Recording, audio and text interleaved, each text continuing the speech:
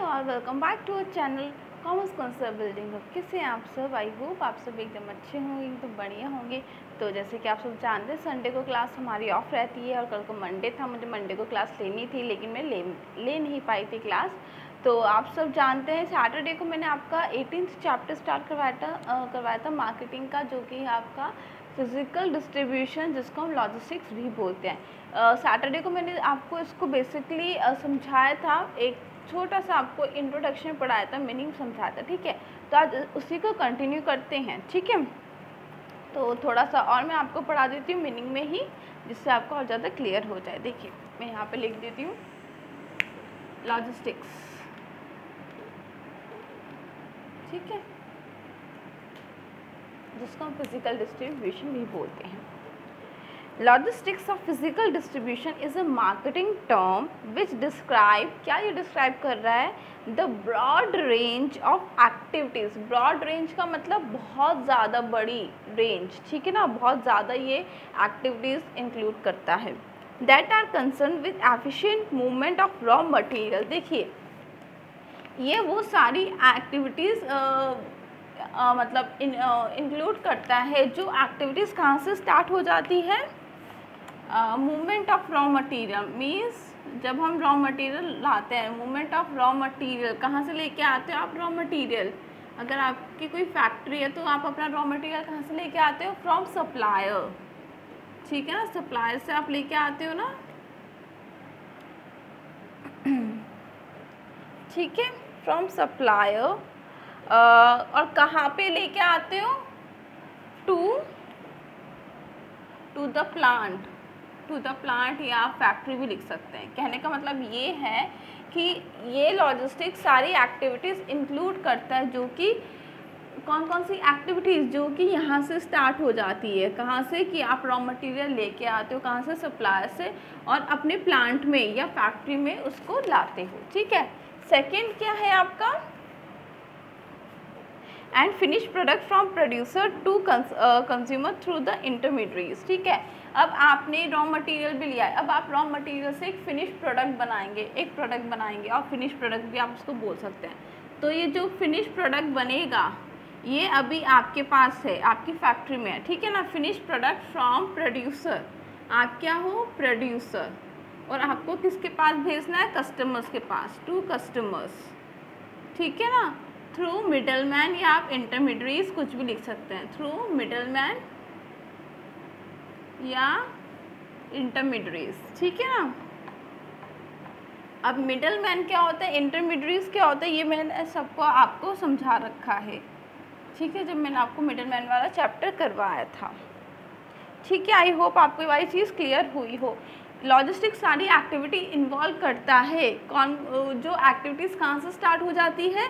जब raw material लाके अपनी फैक्ट्री में रखते हैं, सामान बनाते हैं उससे, और फिर जब वो प्रोडक्ट बन जाता है, फिर उसको अपने पास से कस्टमर के पास तक भेजते हैं। ठीक है ना।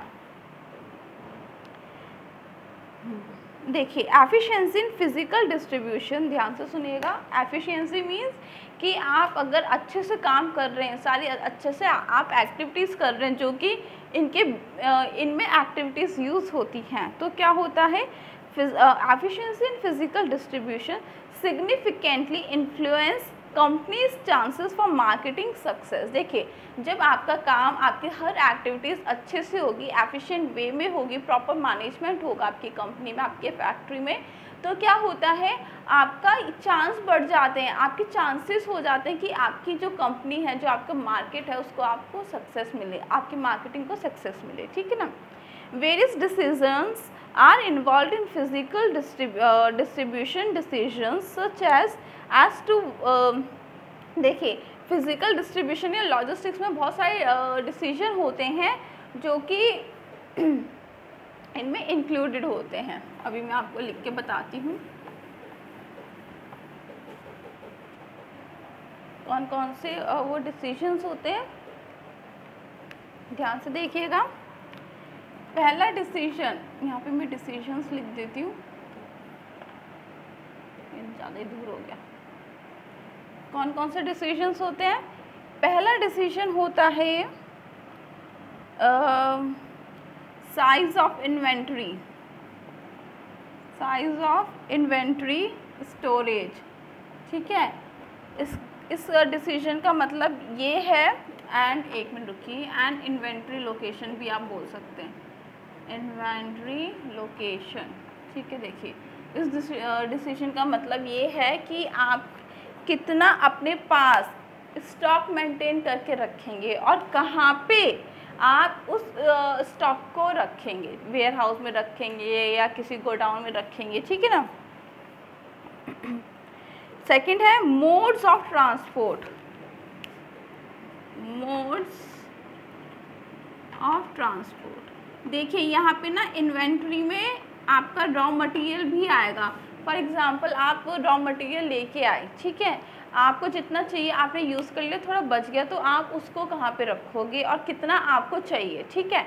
और दूसरी चीज़ जो आपने फिनिश प्रोडक्ट बनाए तो आपको कितना फिनिश प्रोडक्ट चाहिए, ठीक है ना, कितना आप बना सकते हो या कितना आप बना के स्टोर कर सकते हो, ठीक है, और उसको आपको कहाँ पे स्टोर करना है, ठीक है ना।